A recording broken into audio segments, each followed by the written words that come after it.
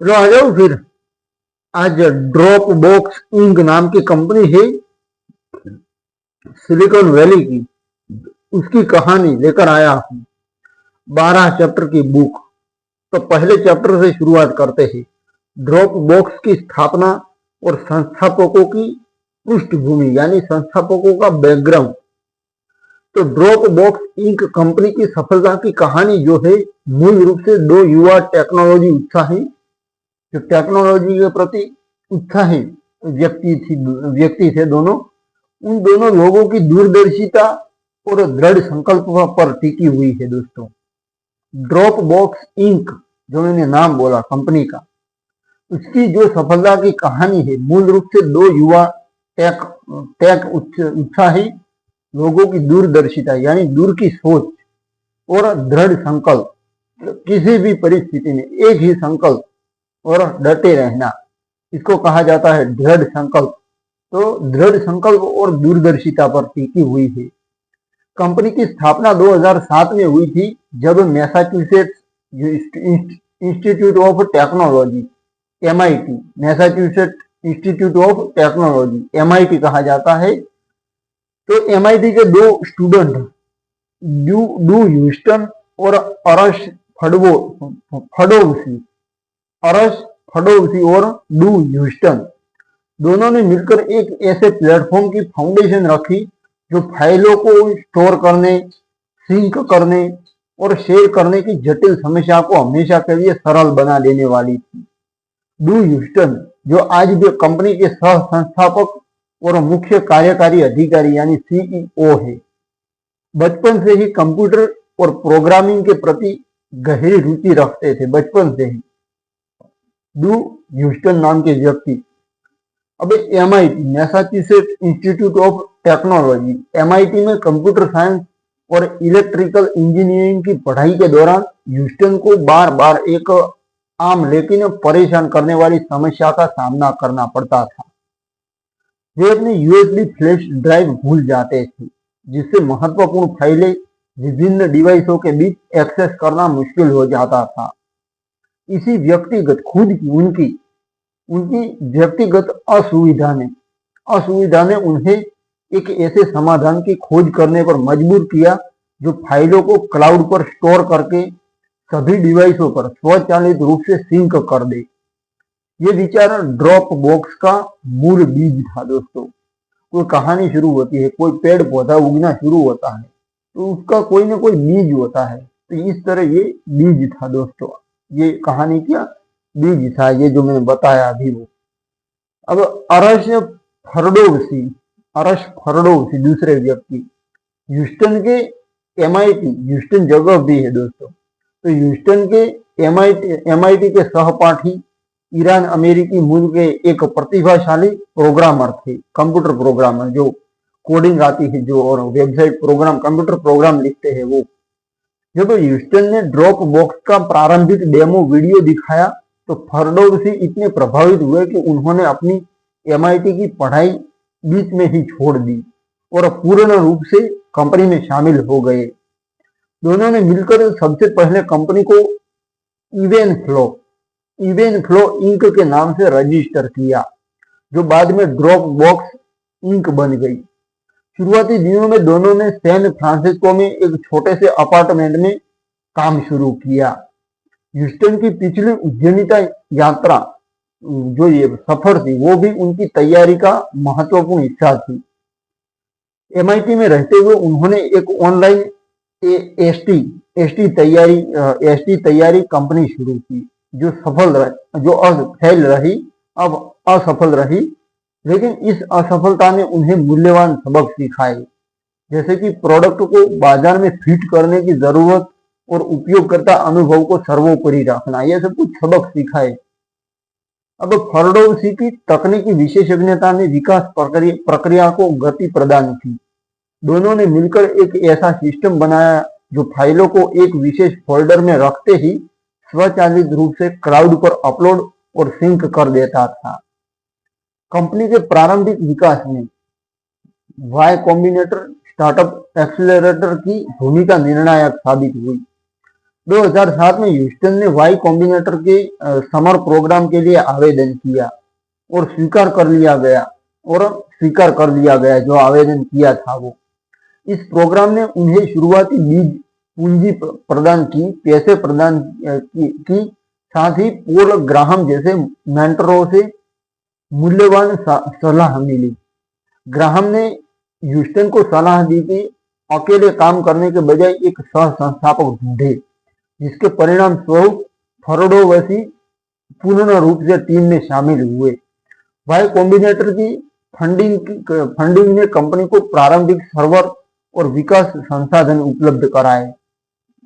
इस दौर में दोनों संस्थापकों ने स्पष्ट दृष्टि रखी कि उनका उत्पाद, उनका प्रोडक्ट जटिल तकनीकी शब्दावली से दूर आम उपयोगकर्ता के लिए अत्यंत सरल होना चाहिए। ह्यूस्टन ने बाद में कई साक्षात्कारों में यानी इंटरव्यूज में बताया कि उन्होंने ड्रॉप बॉक्स को सबसे पहले खुद के लिए बनाया। वे खुद पहले उपयोगकर्ता थे। संस्थापकों की पृष्ठभूमि की मैंने बात की थी, जो चैप्टर का नाम बताया तब। तो संस्थापकों की पृष्ठभूमि और व्यक्तित्व ने, स्वभाव ने कंपनी की संस्कृति को भी आकार दिया। ह्यूस्टन एक दूरदर्शी नेता थे जो व्यापारिक रणनीति और उपयोगकर्ता मनोविज्ञान, कंज्यूमर साइकोलॉजी दोनों को समझते थे, जबकि फर्डोवसी एक समर्पित इंजीनियर थे जो तकनीकी चुनौतियों को हल करने में माहिर थे। दोनों की साझेदारी में आपसी विश्वास और पूरक टैलेंट कौशल थे, एक दूसरे के पूरक टैलेंट थे। MIT की कठिन पढ़ाई ने उन्हें मजबूत तकनीकी आधार दिया, लेकिन वास्तविक दुनिया की चुनौतियों ने उन्हें सच्चे उद्यमी बनाया, सच्चे एंटरप्रेन्योर बनाया। ह्यूस्टन ने कई व्यापारिक किताबें पढ़कर खुद को तैयार किया, जबकि फर्डोवसी ने व्यावहारिक कोडिंग से उत्पाद को मजबूती दी, प्रोडक्ट को मजबूती दी। ड्रॉप बॉक्स की स्थापना की कहानी ये सिखाती है, स्थापना की कहानी की मैं बात कर रहा हूँ। स्थापना की कहानी ये सिखाती है कि कभी कभी सबसे बड़ी सफलताएं छोटी छोटी व्यक्तिगत समस्याओं के समाधान से शुरू होती है। दो युवाओं की ये यात्रा आज एक बहु अरब डॉलर की कंपनी बन चुकी है। ये अध्याय बताता है कि मजबूत नींव, सही पार्टनरशिप और स्पष्ट दृष्टि किसी भी विचार को वैश्विक सफलता तक पहुंचा सकती है। ड्रॉप बॉक्स की शुरुआत न केवल तकनीकी नवाचार की कहानी है, बल्कि दृढ़ता, सीखने की इच्छा और साधारण समस्याओं को असाधारण अवसरों में बदलने की कला की कहानी, वो भी कहानी है। असाधारण अवसरों में बदलने की कला की कहानी भी है। अब दोस्तों आगे बढ़ते हैं दूसरे चैप्टर की ओर। तो दूसरा चैप्टर है विचार की उत्पत्ति और प्रारंभिक विकास। दोस्तों ड्रॉप बॉक्स का मूल विचार एक साधारण लेकिन बेहद व्यावहारिक समस्या से निकला था, जो आपने देखा, जो उस समय के अधिकांश कंप्यूटर उपयोगकर्ताओं को परेशान करती थी। ये समस्या 2007 की शुरुआत में ड्रू ह्यूस्टन न्यूयॉर्क से बोस्टन जा रही एक बस में बैठे थे, जब उन्हें एहसास हुआ कि उन्होंने अपनी USB फ्लैश ड्राइव घर पर भूल आए थे। उस समय वे कई घंटों तक काम करना चाहते थे, लेकिन महत्वपूर्ण फाइलों तक पहुंच नहीं बना पा रहे थे। ये घटना उनके लिए आखिरी तिनका साबित हुई, क्योंकि इससे पहले भी वे बार बार इसी तरह की परेशानी का सामना कर चुके थे। ह्यूस्टन ने सोचा कि अगर फाइलें किसी ऑनलाइन जगह पर स्वचालित रूप से स्टोर हो जाए और सभी डिवाइसों पर उपलब्ध रहे तो कितना अच्छा होगा। ये विचार कोई नया नहीं था। उस समय भी कई ऑनलाइन स्टोरेज सर्विसेज मौजूद थी, लेकिन उनमें से अधिकांश जटिल इंटरफेस, धीमी गति और विश्वसनीयता की कमी के कारण आम उपयोगकर्ता के लिए व्यावहारिक नहीं थी। अब आगे दोस्तों ह्यूस्टन का लक्ष्य, उनका टारगेट एक ऐसा समाधान बनाना था जो पूरी तरह से पार्श्व में काम करे, बिना उपयोगकर्ता को कुछ विशेष करने की जरूरत पड़े।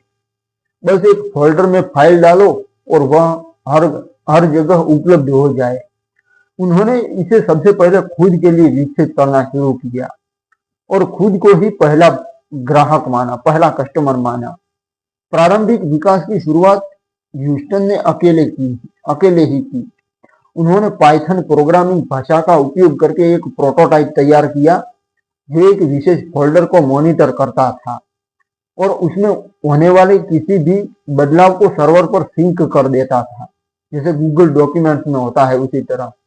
ये टेक्नोलॉजी उस समय की अन्य सेवाओं से अलग थी क्योंकि यह बैकग्राउंड में चलती थी और उपयोगकर्ता कोई अतिरिक्त कदम उठाने की जरूरत नहीं पड़ती थी उपयोगकर्ता को। ह्यूस्टन ने इस प्रोटोटाइप का एक छोटा सा डेमो वीडियो बनाया और इसे ऑनलाइन फोरम्स जैसे रेडिट और डिग पर शेयर किया। इस वीडियो ने अपार ध्यान खींचा और हजारों लोगों ने बीटा वर्जन के लिए साइन अप किया। इस वीडियो को देखकर अरश फरडोसी नाम के व्यक्ति इतने प्रभावित हुए कि उन्होंने ह्यूस्टन से संपर्क किया और कंपनी में शामिल होने की इच्छा जताई। फरडोसी की तकनीकी विशेषज्ञता ने विकास को नई गति प्रदान की। दोनों ने मिलकर सिस्टम को और मजबूत बनाया, विशेष रूप से फाइल सिंक्रोनाइजेशन की विश्वसनीयता और सुरक्षा पर ध्यान केंद्रित किया। कंपनी के शुरुआती दिनों में कई टेक्नोलॉजी और कानूनी चुनौतियां आई। सबसे पहले तो ड्रॉप बॉक्स नाम पहले से ही किसी और कंपनी के पास ट्रेडमार्क था, इसलिए वे getdropbox.com डोमेन से काम शुरू करने को मजबूर हुए। ये डोमेन 2009 में ही dropbox.com में बदल सका जब उन्होंने मूल ट्रेडमार्क धारक से जिसके पास वो ट्रेडमार्क था वहां से अधिकार खरीद लिए। शुरुआती सर्वर अमेज़न वेब सर्विसेज के S3 स्टोरेज पर आधारित थे जो स्केलेबल तो था लेकिन लागत को नियंत्रित करना मुश्किल था। विकास टीम ने फाइलों के बदलाव को ट्रैक करने के लिए डेल्टा सिंकिंग टेक्नोलॉजी विकसित की जिसे केवल बदलते हुए हिस्से ही अपलोड होते थे, पूरी फाइल नहीं। ये नवाचार, ये इनोवेशन बैंडविड्थ और समय दोनों की बचत करता था। प्रारंभिक कोडबेज पाइथन में था लेकिन बाद के वर्षों में बैक एंड के कुछ हिस्सों को गोलैंग भाषा में माइग्रेट किया गया ताकि प्रदर्शन और मेमोरी उपयोग बेहतर हो सके। वाई कॉम्बिनेटर के समर 2007 की बैच में शामिल होना कंपनी के लिए निर्णायक मोड़ साबित हुआ। इस प्रोग्राम ने शुरुआती फंडिंग प्रदान की। इस प्रोग्राम ने शुरुआती फंडिंग कंपनी के लिए निर्णायक मोड़ साबित हुआ। इस प्रोग्राम ने 2007 में जो हुआ था उन्हें शुरुआती फंडिंग प्रदान की और पॉल ग्राहम, जेसिका लिविंगस्टन जैसे मेंटरों ने, दोस्तों डिस्टर्ब हो जाता हूँ कई बार तो माफी चाहता हूँ, तो जेसिका लिविंगस्टन जैसे मेंटरों ने से मूल्यवान मार्गदर्शन मिला। ग्राहम ने ह्यूस्टन को सलाह दी कि एकल संस्थापक के रूप में काम करना जोखिम भरा है और उन्हें एक सह संस्थापक ढूंढना चाहिए। इसी सलाह के बाद फरडोसी पूर्ण रूप से टीम में शामिल हुए। वाई कॉम्बिनेटर के डेमो पर ह्यूस्टन ने अपना प्रेजेंटेशन दिया जिससे कई निवेशकों का ध्यान खींचा। इस दौरान कंपनी ने सीड राउंड में आगे की फंडिंग भी जुटाई। विकास के इस चरण में टीम ने उपयोगकर्ता फीडबैक को बहुत महत्व दिया। बीटा उपयोगकर्ताओं से मिले सुझावों के आधार पर कई सुधार किए गए, जैसे कि फाइल वर्जन हिस्ट्री, डिलीटेड फाइलों की रिकवरी और शेयरिंग लिंक्स की सुविधा। प्रारंभिक विकास में एक और महत्वपूर्ण पहलू था सादगी पर अडिग रहना, सिंप्लिसिटी पर अडिग रहना। ह्यूस्टन और फरडोसी दोनों का मानना था कि टेक्नोलॉजी रूप से जटिल उत्पाद बाजार में नहीं टिकेगा, इसलिए उन्होंने इंटरफेस को अत्यंत सरल रखा। कोई जटिल सेटिंग्स नहीं, कोई मैन्युअल अपलोड नहीं, बस एक फोल्डर जो जादू की तरह काम करता था। इस दृष्टिकोण ने ड्रॉपबॉक्स को उस समय की अन्य क्लाउड स्टोरेज सेवाओं से अलग कर दिया। 2008 के मध्य तक प्रोडक्ट इतना स्थिर हो चुका था कि इसे पब्लिक बीटा में लॉन्च किया जा सके। टेक क्रंच 50 सम्मेलन, बाद में टेक क्रंच डिसरप्ट, वहां पर उसने इसका आधिकारिक लॉन्च हुआ, जहां इसने भारी प्रशंसा प्राप्त की। इस अध्याय से स्पष्ट दोस्तों हो जाता है कि ड्रॉप बॉक्स का प्रारंभिक विकास केवल टेक्नोलॉजी नवाचार का नहीं, बल्कि उपयोगकर्ता की वास्तविक जरूरतों को समझने, फीडबैक को गंभीरता से लेने और सादगी पर विशेष ध्यान केंद्रित करने का परिणाम था। एक छोटे से व्यक्तिगत विचार से शुरू हुई यात्रा अब एक मजबूत तकनीकी आधार वाली कंपनी की ओर बढ़ रही थी, जो आगे चलकर क्लाउड स्टोरेज उद्योग को हमेशा के लिए बदलने वाली थी। अब दोस्तों बढ़ते हैं अगले चैप्टर की ओर। तो तीसरा चैप्टर है लॉन्च और प्रारंभिक स्वीकृति। ड्रॉप बॉक्स का आधिकारिक सार्वजनिक लॉन्च की बात करें तो सितंबर 2008 में टेक क्रंच 50 सम्मेलन, जो बाद में टेक क्रंच डिसरप्ट के नाम से जाना गया, वहां पर उसमें हुआ था लॉन्च, जहां इसने तकनीकी दुनिया का भरपूर ध्यान आकर्षित किया।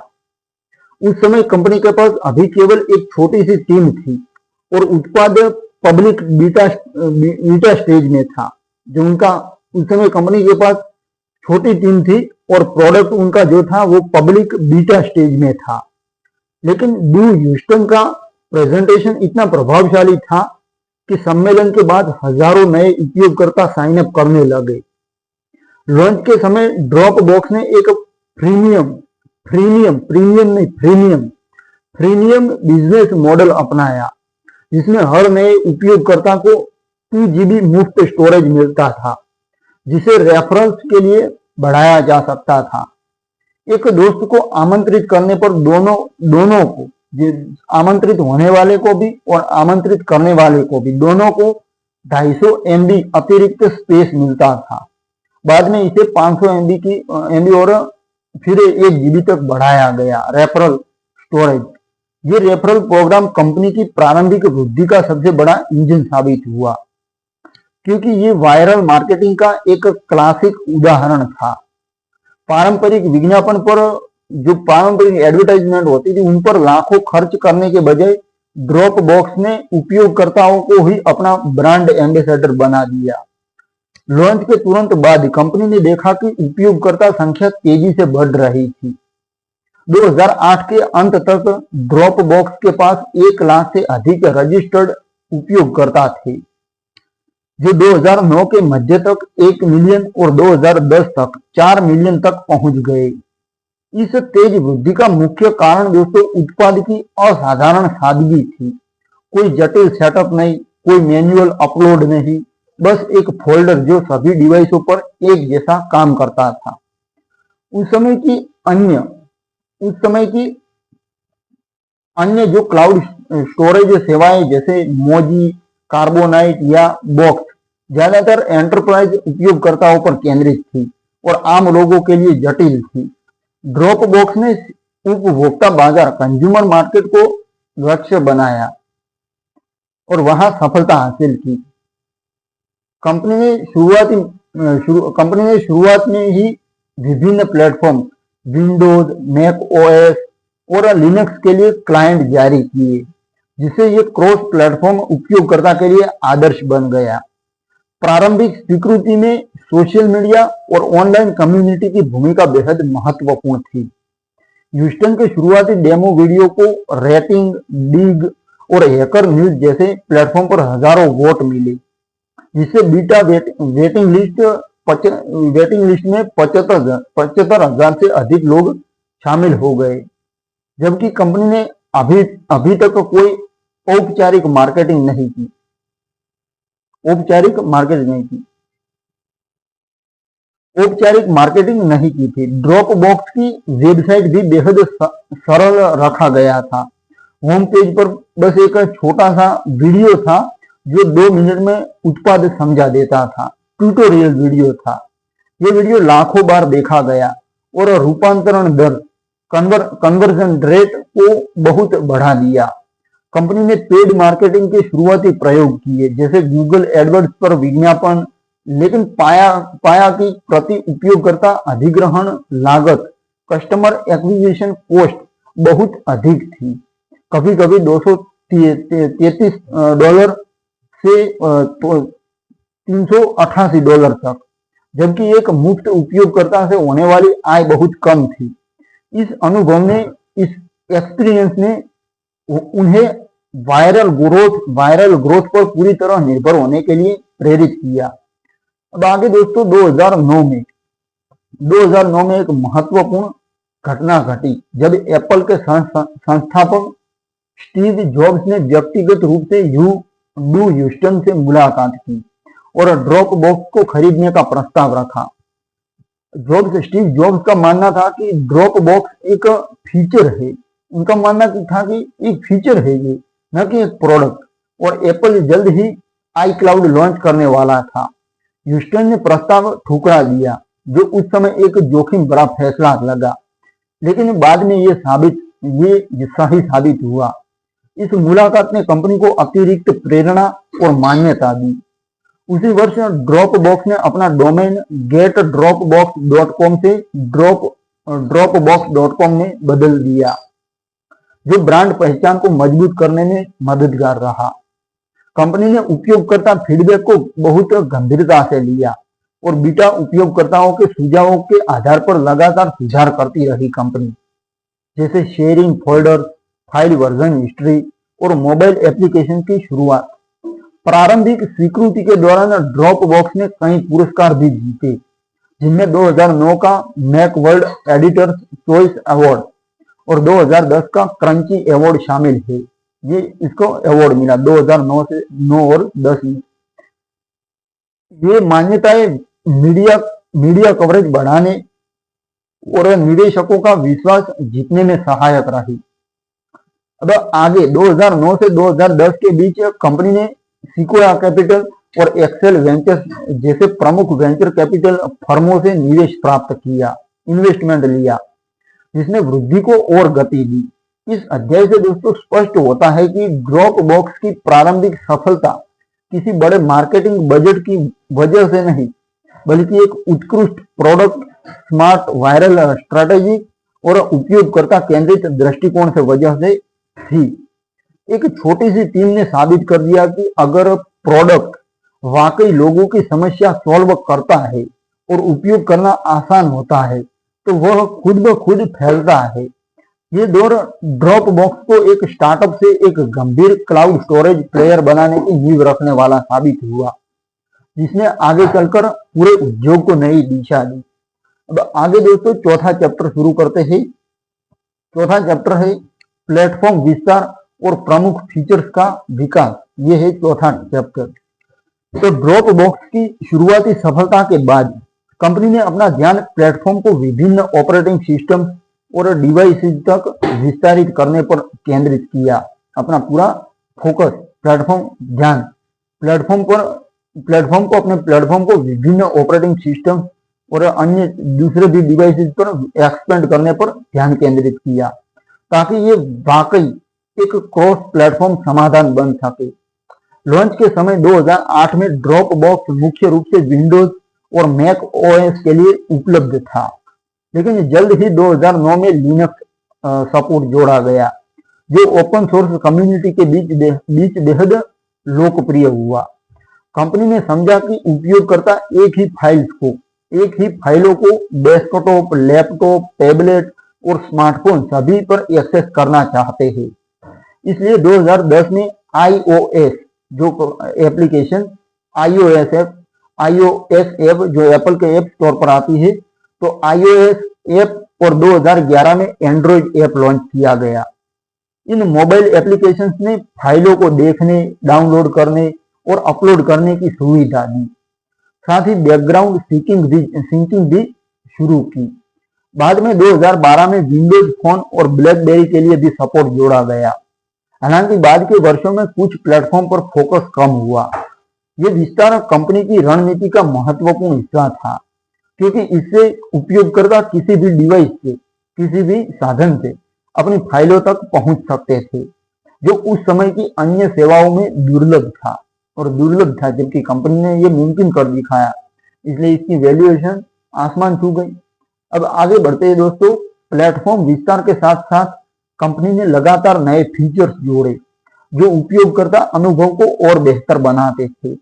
2011 में कैमरा अपलोड फीचर पेश किया गया, जिसमें मोबाइल डिवाइस से फोटोज और वीडियोज स्वचालित रूप से एक विशेष फोल्डर में अपलोड हो जाते थे, जिससे उपयोगकर्ताओं को मैन्युअल रूप से ट्रांसफर करने की जरूरत नहीं पड़ती थी।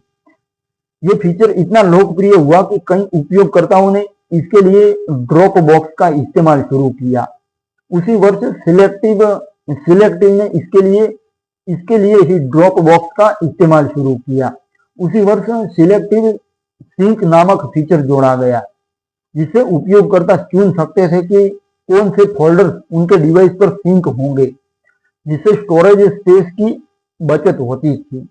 2012 में शेयरिंग लिंक्स को और मजबूत बनाया गया, जहां पासवर्ड प्रोटेक्शन और एक्सपायरी डेट की सुविधा जोड़ी गई।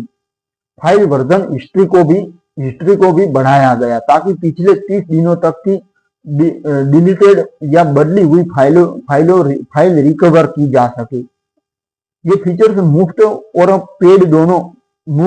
पेड यानी पैसे देकर उपयोग करने वाली चीजें, तो मुफ्त और पेड दोनों उपयोगकर्ताओं के लिए उपलब्ध थे, लेकिन पेड प्लान्स में विस्तारित हिस्ट्री और अधिक स्पेस मिलता था। अब आगे 2013 से 2014 के दौर में ड्रॉप बॉक्स ने बड़े फाइलों के लिए स्ट्रीमिंग सिंक और ब्लॉक सिंक टेक्नोलॉजी पेश की, जिससे बड़ी फाइलों के केवल बदले हुए हिस्से ही अपलोड होते थे, जिससे समय और बैंडविड्थ में भी भारी बचत हुई। 2014 में ड्रॉप बॉक्स बेज फीचर जोड़ा गया, जो माइक्रोसॉफ्ट ऑफिस फाइलों पर दिखता था और रियल टाइम में बताता था कि कोई और व्यक्ति उसी फाइल को एडिट कर रहा है। ये सहयोगी कार्य के लिए, जो सहयोग में कार्य किया जाता है, तो उन कार्यों के लिए क्रांतिकारी साबित हुआ। उसी वर्ष LAN सिंक फीचर लॉन्च किया गया, जो लोकल नेटवर्क पर मौजूद डिवाइसों के बीच पीयर टू पीयर ट्रांसफर की अनुमति देता था, जिससे इंटरनेट की जरूरत नहीं पड़ती थी और गति बहुत तेज हो जाती थी। ये फीचर UDP पोर्ट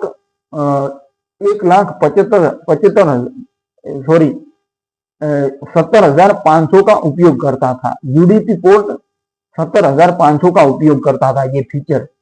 कंपनी ने मोबाइल एप्लीकेशन में भी इनोवेशन किए, जैसे कि ऑफलाइन एक्सेस के लिए फाइलों को फेवरेट मार्क करना और डॉक्यूमेंट स्कैनर फीचर, जो फोन के कैमरे से दस्तावेज स्कैन करके PDF बना देता था। प्लेटफॉर्म विस्तार में वेब इंटरफेस को भी लगातार अपडेट किया गया। 2015 में नया डिजाइन लॉन्च हुआ, जो अधिक आधुनिक और उपयोगकर्ता अनुकूल था। फाइल प्रीव्यू को बढ़ाया गया, ताकि 100 से अधिक फाइल की टाइप्स को ब्राउजर में ही देखा जा सके, बिना डाउनलोड किए।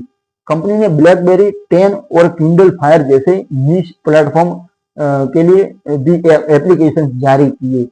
हालांकि बाद में कुछ को बंद कर दिया गया। 2016-17 में स्मार्ट सिंक फीचर, बाद में ऑन डिमांड सिंक पेश किया गया, जिसमें फाइलें क्लाउड में रहती थी और केवल जरूरत पड़ने पर डाउनलोड होती थी, जो हाई ड्राइव स्पेस बचाने में मददगार था। ये फीचर विशेष रूप से मैक OS और विंडोज यूजर्स के लिए उपयोगी था। अब आगे दोस्तों, इन सभी विस्तारों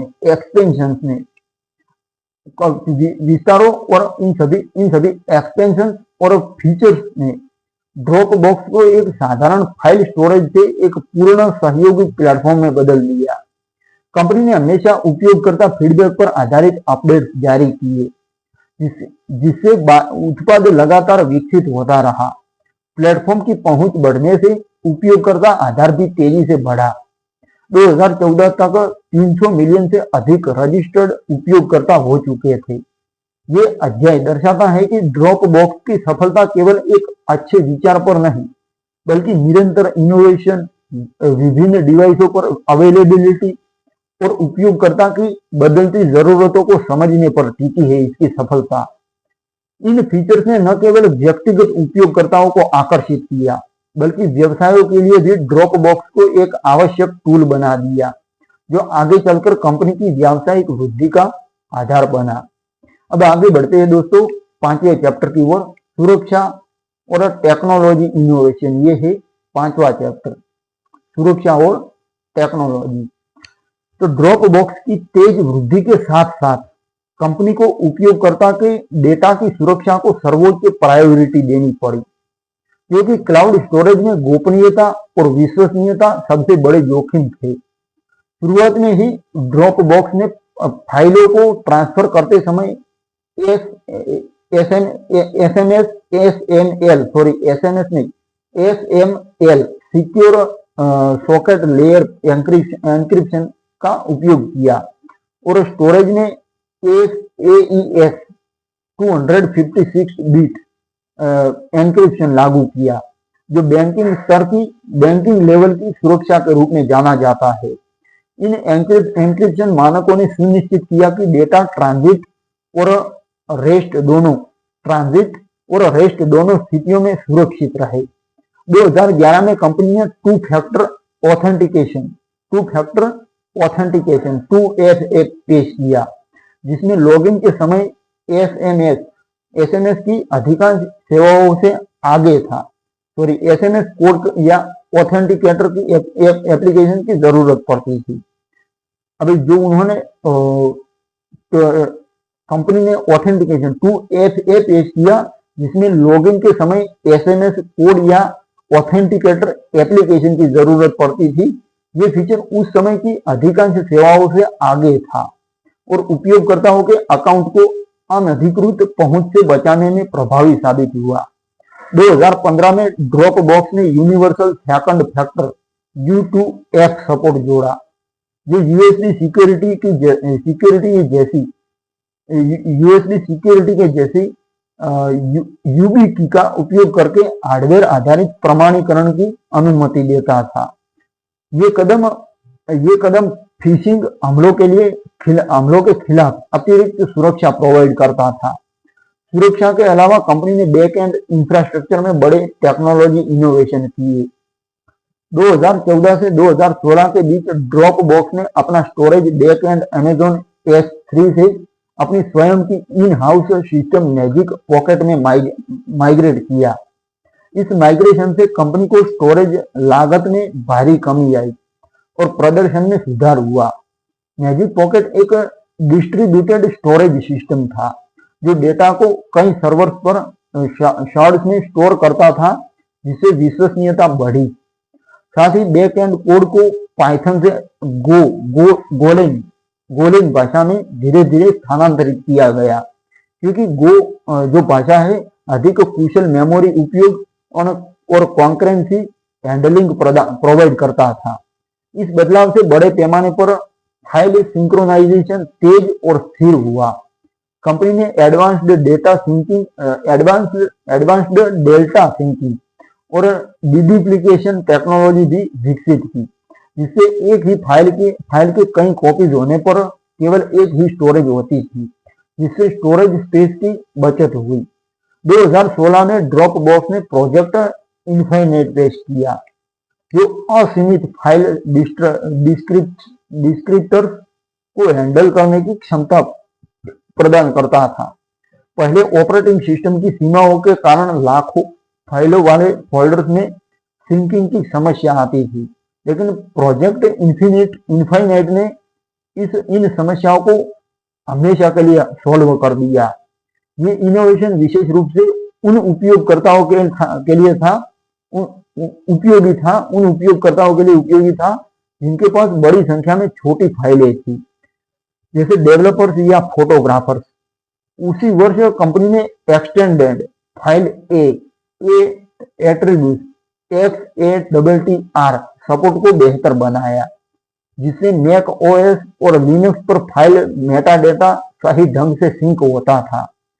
सुरक्षा के मोर्चे पर 2017 में ड्रॉप बॉक्स ने स्मार्ट सिक्योरिटी फीचर्स जैसे संदिग्ध लॉगिन अलर्ट और शंकास्पद लॉगिन अलर्ट और डिवाइस ऑथोराइजेशन की सुविधा जोड़ी। उपयोगकर्ता देख सकते थे कि उनके अकाउंट से कौन से डिवाइस कनेक्टेड है और जरूरत पड़ने पर उन्हें डिसकनेक्ट कर सकते थे। कंपनी ने थर्ड पार्टी एप्लीकेशन की सुरक्षा के लिए भी कदम उठाए। 2015 में OAuth 2.0 प्रोटोकॉल लागू किया गया और एप्लीकेशन ऑथोराइजेशन को ग्रैन्युलर बनाया गया ताकि कोई एप्लीकेशन केवल जरूरी फाइलों तक पहुंच सके। 2018 में ड्रॉपबॉक्स ने रैंसमवेयर डिटेक्शन फीचर पेश किया, जो असामान्य फाइल बदलावों को पहचान कर उपयोगकर्ता को चेतावनी देता था और पुरानी वर्जन से रिकवरी की सुविधा प्रोवाइड करता था। टेक्नोलॉजी इनोवेशन के एक और उदाहरण के रूप में 2019 में कंपनी ने ड्रॉपबॉक्स ट्रांसफर लॉन्च किया, जो बड़े फाइलों की सुरक्षित रूप से शेयर करने का अलग तरीका था, जिसमें एक्सपायरी और पासवर्ड प्रोटेक्शन शामिल था। ये फीचर ईमेल अटैचमेंट की सीमाओं को पार करने में मददगार था। अब आगे दोस्तों, इन सभी सुरक्षा और तकनीकी जो चैप्टर है ये पूरा का पूरा सुरक्षा और तकनीकी नवाचारों पर है। तो मैंने बताया उसी तरह इन सभी सुरक्षा और तकनीकी इनोवेशंस ने ड्रॉपबॉक्स को उद्योग में एक विश्वसनीय नाम बनाया। विश्वास, ट्रस्ट बहुत जरूरी होता है दोस्तों। कई स्वतंत्र ऑडिट और सर्टिफिकेशन जैसे ISO 27001, SOC 123 ने कंपनी की सुरक्षा प्रथाओं की पुष्टि की। हालांकि 2012 और 16 में कुछ सुरक्षा घटनाएं हुई, लेकिन कंपनी ने उनसे सीख लेकर अपने सिस्टम को और मजबूत बनाया। ये अध्याय दर्शाता है कि ड्रॉपबॉक्स की सफलता केवल उपयोग में आसानी पर नहीं है, बल्कि मजबूत सुरक्षा और लगातार टेक्नोलॉजी सुधार पर भी टिकी थी। इन नवाचारों ने न केवल व्यक्तिगत उपयोगकर्ताओं का विश्वास जीता, बल्कि बड़े उद्यमों को भी आकर्षित किया, जिससे कंपनी आगे चलकर एंटरप्राइज मार्केट में मजबूत स्थिति बना सकी। सुरक्षा और नवाचार पर ये अटूट फोकस ड्रॉपबॉक्स को प्रतिस्पर्धियों से अलग रखने वाला प्रमुख फैक्टर था। अब आगे दोस्तों बढ़ते हैं छठे चैप्टर की ओर। तो बिजनेस मॉडल और उपयोगकर्ता जुड़ाव, ये है छठा चैप्टर, बिजनेस मॉडल और उपयोगकर्ता का जुड़ाव। तो ड्रॉपबॉक्स की सफलता का सबसे महत्वपूर्ण आधार उसका फ्रीमियम बिजनेस मॉडल रहा, जिसने लाखों उपयोगकर्ताओं को मुफ्त में आकर्षित किया और धीरे धीरे उन्हें पेड जो पैसे देकर यूज करना होता है सर्विस, तो पेड प्लान की ओर ले गया। पहले मुफ्त में आकर्षित किया और फिर धीरे धीरे पेड प्लान की ओर ले गया। लॉन्च के समय से ही कंपनी ने हर नए उपयोगकर्ता को 2 GB मुफ्त स्टोरेज प्रोवाइड किया, जो उस समय की अन्य सेवाओं की तुलना में उदार था। लेकिन असली जादू रेफरल प्रोग्राम में था। जब कोई उपयोगकर्ता अपने दोस्त को आमंत्रित करता था और वो साइन अप करता था उसका दोस्त, तो दोनों को अतिरिक्त स्टोरेज मिलता था। शुरुआत में ये 250 MB था, जिसे बाद में 500 MB और फिर 1 GB तक बढ़ाया गया। इस प्रोग्राम की वजह से उपयोगकर्ता खुद कंपनी के मार्केटिंग एजेंट बन गए। 2010 तक रेफरल्स से प्राप्त होने वाला स्टोरेज 16 GB तक पहुंच सकता था, जिससे लाखों लोगों को बिना पैसा खर्च किए बड़े स्टोरेज का लाभ उठाने का मौका दिया। ये रणनीति इतनी प्रभावी साबित हुई कि कंपनी की प्रारंभिक वृद्धि का 35% से अधिक हिस्सा इसी से आया, रेफरल से आया, जबकि पारंपरिक विज्ञापनों पर खर्च न्यूनतम था। प्रीमियम मॉडल के तहत 3 मुख्य टियर थे। बेसिक जो मुफ्त में था, प्लस व्यक्तिगत उपयोग के लिए, और फैमिली, प्रोफेशनल, एंटरप्राइज व्यावसायिक उपयोग के लिए। ये 3 मुख्य टियर थे। प्लस टियर में उपयोगकर्ता को 1 टेराबाइट या उससे अधिक storage, advanced sharing control, remote wipe, extended version history और प्राथमिकता सपोर्ट मिलता था। बाद के वर्षों में ये 2 TB और फिर 3 TB तक बढ़ाया गया। व्यावसायिक प्लान जैसे ड्रॉपबॉक्स बिजनेस बाद में एडवांस्ड और एंटरप्राइज में unlimited storage, admin controls, audit logs और टीम फोल्डर्स जैसी सुविधाएं जोड़ी गई। कंपनी ने पेड सब्सक्रिप्शन को इतना आकर्षक बनाया कि 2015 तक लाखों उपयोगकर्ता मुफ्त से पेड प्लान पर माइग्रेट कर चुके थे। रूपांतरण दर उसको बढ़ाने के लिए ड्रॉप बॉक्स ने स्मार्ट नोटिफिकेशन और ईमेल कैंपेन चलाए। जैसे कि जब उपयोगकर्ता का मुफ्त स्टोरेज लगभग भरने वाला होता था तो अपग्रेड का सुझाव देता था, रेकमेंड आता था कि अपग्रेड कर लो। अब उपयोगकर्ता जुड़ाव को मजबूत बनाने के लिए कंपनी ने कई रचनात्मक तरीके अपनाए।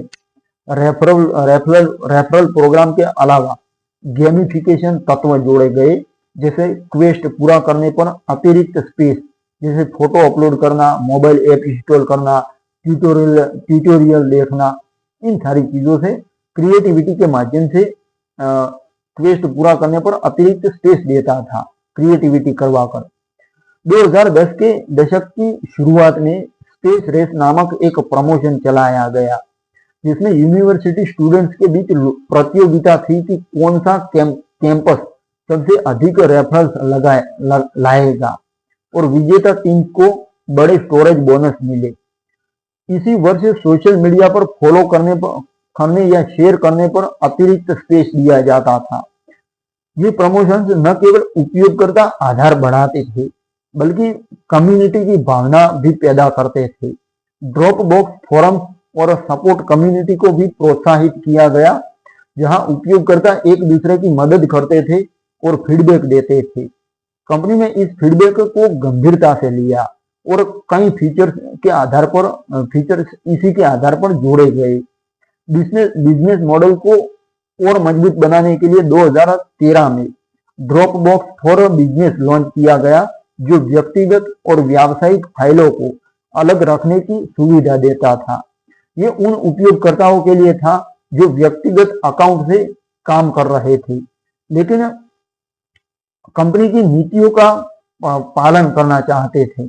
बाद में ये ड्रॉप बॉक्स बिजनेस में विकसित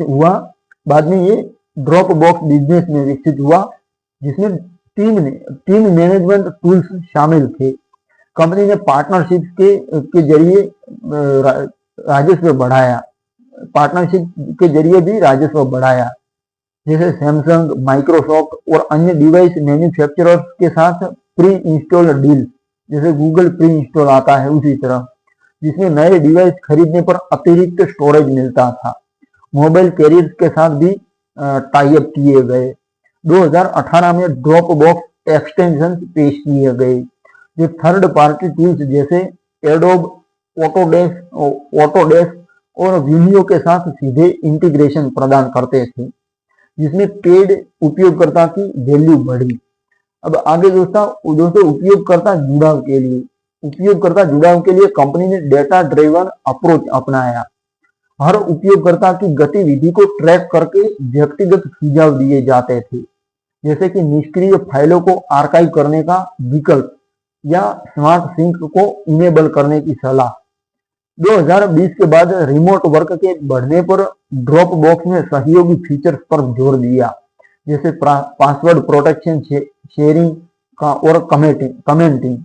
ये अध्याय दोस्तों दिखाता है कि ड्रॉप बॉक्स का बिजनेस मॉडल केवल स्टोरेज बेचने का नहीं था, बल्कि उपयोगकर्ताओं को लगातार मूल्य प्रदान करने और उन्हें लंबे समय तक जुड़े रखने का भी था। अब प्रीमियम और रेफरल की रणनीति ने कंपनी को कम लागत में बड़े पैमाने पर उपयोगकर्ता आधार बनाने में मदद की, जबकि स्मार्ट अपग्रेड पाथ और जुड़ाव की टेक्निक राजस्व का रेवेन्यू का स्थिर स्रोत बने। यही मॉडल आगे चलकर कंपनी को एक लाभकारी यानी प्रॉफिटेबल और टिकाऊ व्यवसाय बनाने में निर्णायक साबित हुआ। अब दोस्तों बढ़ते हैं 7वें चैप्टर की ओर, साझेदारियां और इंटीग्रेशन। ये है 7वां चैप्टर।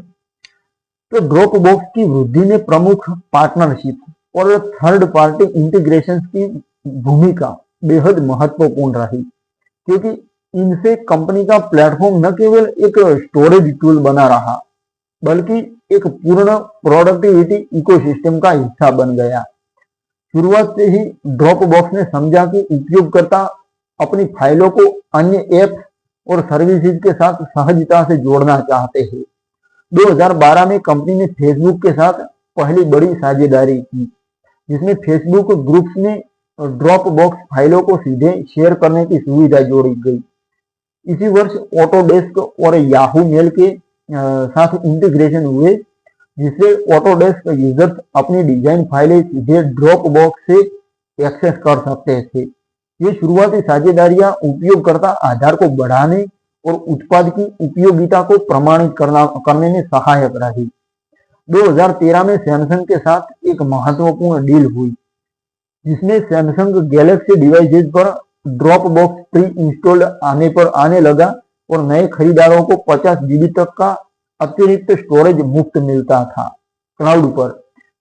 दोस्तों, कई बार क्या होता है कि हमें फिल्म अपलोड करनी होती है तो यूट्यूब पर कॉपीराइट आता है, और अगर हम ब्लॉगर वेबसाइट पर अपलोड करते हैं अपनी वेबसाइट पर, तो उसमें डोमेन लेना पड़ता है, स्टोरेज खरीदना पड़ता है, ये कोई करना नहीं चाहता है।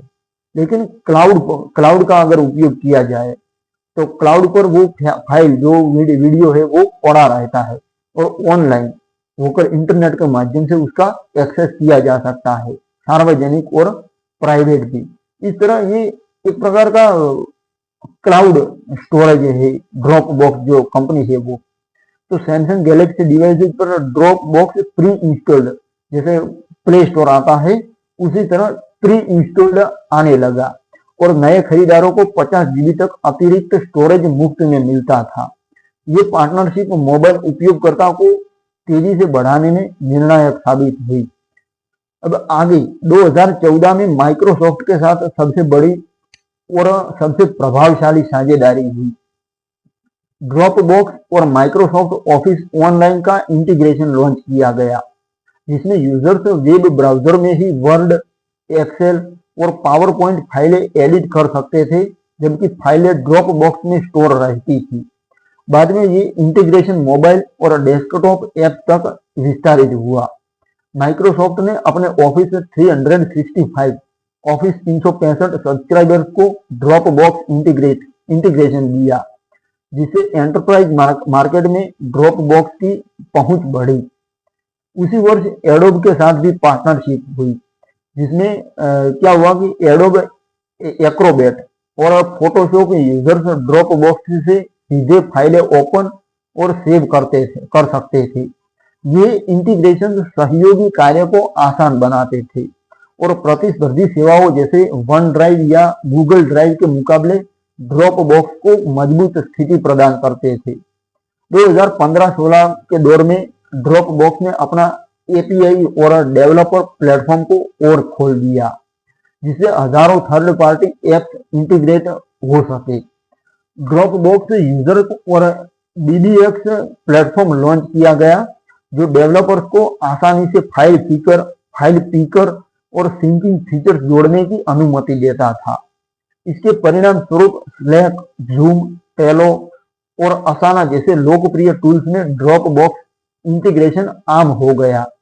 स्लैक यूजर्स चैट में ही ड्रॉप बॉक्स फाइलें शेयर कर सकते थे, जबकि जूम मीटिंग्स में रिकॉर्डिंग्स ऑटोमेटिकली ड्रॉप बॉक्स में सेव होती थी। 2018 में सेल्सफोर्स के साथ साझेदारी हुई, जिसमें सेल्सफोर्स CRM में ड्रॉप बॉक्स फाइलें सीधे एक्सेस की जा सकती थी। इसी वर्ष गूगल के साथ भी इंटीग्रेशन बढ़ाया गया। जीमेल में ड्रॉप बॉक्स लिंक्स को डायरेक्ट प्रीव्यू और सेव करने की सुविधा जोड़ी गई, भले ही दोनों कंपनियां प्रतिस्पर्धी थी। अब आगे दोस्तों 2020 के बाद रिमोट वर्क बढ़ने पर साझेदारियां और गहराई गई।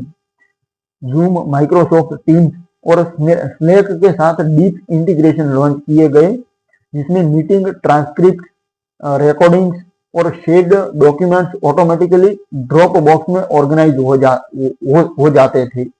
2021 में एटलासियन, जीरा और कॉन्फ्लुएंस उनके साथ पार्टनरशिप हुई। जो एटलासियन है, जीरा और कॉन्फ्लुएंस, ये एटलासियन को जीरा और कॉन्फ्लुएंस इसमें आते हैं, उसका मतलब होता है उसका कोई निकनेम है या कोई उसका पार्ट है। एटलासियन का पार्ट जीरा और कॉन्फ्लुएंस उनके साथ पार्टनरशिप हुई, जो प्रोजेक्ट मैनेजमेंट टीम्स के लिए उपयोगी थी। कंपनी ने वीमियो और कैनवा जैसे क्रिएटिव टूल्स के साथ भी इंटीग्रेशन जोड़े, जिसमें वीडियो जो ड्रॉप बॉक्स से डायरेक्ट अपलोड हो सकते थे। 2018 में लॉन्च हुए ड्रॉप बॉक्स एक्सटेंशन ने इस प्रक्रिया को और सरल बनाया। Users drop box internet interface में ही एडोब साइन, डॉक्सेंड या पिक्सल मेटर जैसे टूल्स से फाइलें प्रोसेस कर सकते थे बिना एप्लीकेशन स्विच किए। दूसरे एप्लीकेशन में जाए बिना प्रोसेस कर सकते थे फाइलें। इन साझेदारियों का प्रभाव उपयोगकर्ता जुड़ाव और रेवेन्यू दोनों पर पड़ा दोस्तों। अब प्री इंस्टॉल्ड डील्स में नए डिवाइस यूजर्स सीधे ड्रॉप बॉक्स से जुड़ते थे, जबकि ऑफिस और जी सूट इंटीग्रेशन ने एंटरप्राइज एडॉप्शन बढ़ाया। 2023-24 तक ड्रॉप बॉक्स का इकोसिस्टम हजारों एक्स से जुड़ चुका था, जो इसे एक ओपन प्लेटफॉर्म बनाता था। ये अध्याय दर्शाता है कि ड्रॉप बॉक्स की सफलता केवल अपने प्रोडक्ट पर नहीं, बल्कि अन्य प्रमुख प्लेटफॉर्म के साथ सहयोग करने की रणनीति पर भी टिकी थी। इन साझेदारियों ने कंपनी को क्लाउड स्टोरेज से आगे एक आवश्यक सहयोगी टूल के रूप में स्थापित किया, जिसने प्रतिस्पर्धी बाजार में इसकी स्थिति को और मजबूत बनाए रखा। साझेदारियां न केवल उपयोगकर्ता अनुभव को समृद्ध करती रही, बल्कि कंपनी की पहुंच को वैश्विक स्तर पर विस्तारित करती रही। अब आगे बढ़ते हैं दोस्तों 8वें चैप्टर की ओर, अधिग्रहण और उत्पाद एकीकरण, प्रोडक्ट एकीकरण। तो ड्रॉप बॉक्स की विकास यात्रा में अधिग्रहणों की रणनीति एक महत्वपूर्ण भूमिका निभाती रही, जो आपने देखा, क्योंकि इनके जरिए कंपनी ने नई टेक्नोलॉजी, प्रतिभाशाली टीम्स और उपयोगी उत्पादों को अपने प्लेटफॉर्म में इंटीग्रेट किया, एकीकृत किया। 2012 में कंपनी ने अपने पहले बड़े अधिग्रहणों की शुरुआत की। सबसे पहले टैप एंगेज प्राप्त किया गया, जो एक मोबाइल एनालिटिक्स स्टार्टअप था, जिसकी टेक्नोलॉजी से ड्रॉप बॉक्स को मोबाइल ऐप उपयोगकर्ता व्यवहार को बेहतरीन तरीके से समझने में मदद मिली। उसी वर्ष ऑडियो गैलेक्सी और स्नैपजॉय को अधिग्रहित किया गया। ऑडियो गैलेक्सी एक म्यूजिक स्ट्रीमिंग सर्विस थी, जबकि स्नैपजॉय फोटो एग्रीगेशन प्लेटफॉर्म था, जिसे ड्रॉप बॉक्स की फोटो गैलरी सुविधा में एकीकृत किया गया। इन अधिग्रहणों से कंपनी को फोटो और मल्टीमीडिया हैंडलिंग में मजबूती मिली। 2013 में एंडोर्स प्राप्त किया गया, जो एक मोबाइल फोटो मैनेजमेंट एप्लीकेशन था, जिसकी टेक्नोलॉजी कैमरा अपलोड फीचर को और बेहतर बनाने में उपयोगी साबित हुई। 2014 ड्रॉप बॉक्स के लिए अधिग्रहणों का व्यस्त वर्ष रहा। कंपनी ने बबली, लूग और हैकपैड को अधिग्रहित किया, उनको खरीदा। बबली एक क्लाउड आधारित फोटो स्टोरेज स्टार्टअप था, जबकि लूग एक फोटो और वीडियो स्टोरेज ऐप था, जिसे बाद में ड्रॉप बॉक्स कैरोसेल के रूप में रीलॉन्च किया गया। हैकपैड एक रियल टाइम सहयोगी डॉक्यूमेंट एडिटिंग प्लेटफॉर्म था, जिसकी टेक्नोलॉजी ने ड्रॉप बॉक्स पेपर की नींव रखी। ये अधिग्रहण कंपनी की रणनीति को दर्शाते थे कि वह फोटो मैनेजमेंट और सहयोगी टूल्स की ओर बढ़ रही थी। 2015 में क्लाउड ऑन अधिग्रहण किया गया, जो एक मोबाइल डॉक्यूमेंट एडिटिंग कंपनी थी, जिसकी टेक्नोलॉजी मोबाइल यूजर्स जो होते हैं, मोबाइल यूजर्स के लिए ऑफलाइन एडिटिंग को मजबूत करने में सहायक रही। इन सभी अधिग्रहणों में एक सामान्य पैटर्न था। कंपनी छोटे स्टार्टअप की टीम्स को हायर करती थी, एक्वाहायर, और उनके उत्पादों को ड्रॉप बॉक्स इकोसिस्टम में विलय कर देती थी। अब 2019 में ड्रॉप बॉक्स ने हेलोसाइन को अधिग्रहित किया, खरीदा, जो एक इलेक्ट्रॉनिक सिग्नेचर प्लेटफॉर्म था। इसकी टेक्नोलॉजी को ड्रॉप बॉक्स हेलो के रूप में रीलॉन्च किया गया, जो यूजर्स को डॉक्यूमेंट्स पर डिजिटल सिग्नेचर करने की सुविधा प्रदान करता था। यह अधिग्रहण कंपनी को डॉक्यूमेंट वर्कफ्लो में गहराई तक ले गया। 2021 में दो महत्वपूर्ण अधिग्रहण हुए, डॉक्सेंड और कमांड ई। डॉक्सेंड एक इलेक्ट्रॉनिक सिग्नेचर और एग्रीमेंट मैनेजमेंट कंपनी थी, जिसे हेलो साइन के साथ मिलकर ड्रॉप बॉक्स साइन के रूप में मजबूत बनाया गया। कमांड ई एक मैक आधारित सर्च टूल था, जिसकी टेक्नोलॉजी ड्रॉप बॉक्स के डेस्कटॉप ऐप में इंटीग्रेट की गई, जिससे फाइल सर्च बहुत तेज और स्मार्ट हो गया। ये अधिग्रहण रिमोट वर्क के बढ़ते ट्रेंड को ध्यान में रखते हुए किए गए थे। 2022 में बॉक्स क्रिप्टर और फॉर्म स्विफ्ट उसको अधिग्रहित किया गया। बॉक्स क्रिप्टर और फॉर्म स्विफ्ट उन दोनों को अधिग्रहित किया 2022 में। बॉक्स क्रिप्टर एक end to end encryption tool था, जिसकी टेक्नोलॉजी से ड्रॉप बॉक्स ने क्लाइंट साइड एंक्रिप्शन की सुविधा प्रदान की, विशेष रूप से संवेदनशील फाइलों के लिए। और फॉर्म स्विफ्ट एक डॉक्यूमेंट जनरेशन और ऑटोमेशन प्लेटफॉर्म था, जो बिजनेस यूजर्स के लिए उपयोगी साबित हुआ। 2024 में रिक्लेम एआई को अधिग्रहित किया गया, जो एक एआई आधारित स्टोरेज मैनेजमेंट स्टार्टअप था। इसकी टेक्नोलॉजी से ड्रॉप बॉक्स ने अनावश्यक फाइलों को ऑटोमेटिकली पहचान कर स्टोरेज स्पेस खाली करने की सुविधा जोड़ी। इन हालिया अधिग्रहणों से, जो हाल में अधिग्रहण हुए हैं, उन अधिग्रहणों से कंपनी की एआई और ऑटोमेशन की दिशा में रुचि स्पष्ट हुई। अधिग्रहणों के अलावा ड्रॉप बॉक्स ने कई उत्पादों को बंद भी किया जब वे मुख्य दृष्टि से मेल नहीं खाते थे। उदाहरण के लिए 2015 में मेल बॉक्स ऐप 2013 में अधिग्रहित किया गया था, उसको बंद कर दिया गया। और कैरोसेल फोटो ऐप उसको भी 2016 में शट डाउन किया गया। इन फैसलों से कंपनी ने अपना फोकस मुख्य क्लाउड स्टोरेज और सहयोगी टूल्स पर केंद्रित रखा। कुल मिलाकर ड्रॉप बॉक्स ने 20 से अधिक कंपनियों को अधिग्रहित किया, जिसमें अधिकांश की टेक्नोलॉजी और टीम को सफलतापूर्वक एकीकृत किया गया। यह अध्याय दोस्तों दर्शाता है कि अधिग्रहण कंपनी की रणनीति का अभिन्न अंग रहे। नई क्षमताओं को तेजी से हासिल करने, प्रतिभा को आकर्षित करने और बाजार के बदलते ट्रेंड्स के अनुरूप खुद को ढालने का। इन एकीकरणों ने ड्रॉप बॉक्स को एक साधारण स्टोरेज सेवा से एक मल्टी डायमेंशनल प्रोडक्ट उत्पादकता प्लेटफॉर्म में बदल दिया, जो आगे चलकर इसकी दीर्घकालिक सफलता का आधार बना। अब दोस्तों बढ़ते हैं अगले चैप्टर की ओर, 9वां चैप्टर, उत्पाद लॉन्च और पुनरावृत्तियां। ये है 9वां चैप्टर। तो ड्रॉप बॉक्स ने अपनी मुख्य फाइल सिंक्रोनाइजेशन सर्विसेज के अलावा समय समय पर कई नए प्रोडक्ट लॉन्च किए, जिनका उद्देश्य उपयोगकर्ताओं की बदलती जरूरतों को पूरा करना और कंपनी को क्लाउड स्टोरेज से आगे एक व्यापक उत्पादकता प्लेटफॉर्म बनाना था। इनमें से सबसे महत्वपूर्ण 2015 में ड्रॉप बॉक्स पेपर का लॉन्च था। पेपर एक सहयोगी डॉक्यूमेंट एडिटिंग टूल था, जो रियल टाइम में कई लोगों को एक ही दस्तावेज पर काम करने की सुविधा देता था। इसकी शुरुआत 2015 में नोट्स बीटा के रूप में हुई, जो पहले हैकपैड अधिग्रहण की टेक्नोलॉजी पर आधारित था। 2017 में इसे आधिकारिक रूप से ड्रॉप बॉक्स पेपर के नाम से पब्लिक बीटा में लॉन्च किया गया। पेपर में text formatting, checklist, tables, media editing और कमेंटिंग जैसी सुविधाएं थी, जो इसे गूगल डॉक्स और माइक्रोसॉफ्ट वर्ड ऑनलाइन का मजबूत विकल्प बनाती थी। बाद में दोस्तों मैंने भी गूगल डॉक्स उपयोग किया है अपनी स्क्रिप्ट लिखने के लिए, वीडियो स्क्रिप्ट लिखने के लिए, बहुत अच्छा प्लेटफॉर्म है।